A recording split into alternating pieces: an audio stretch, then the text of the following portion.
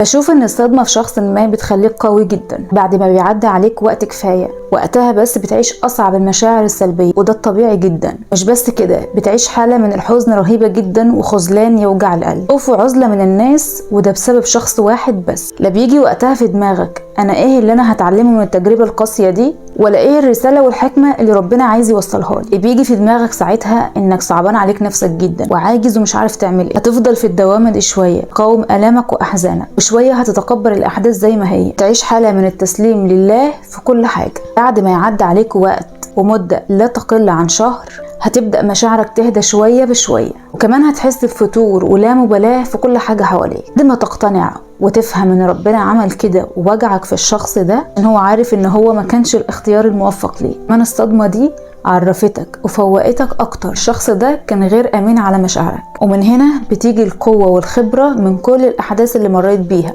عشتها، وساعتها بتنجح وبتتعلم اكتر لو فعلا استغليت الوجع ده في انك تكون اقوى وانضج.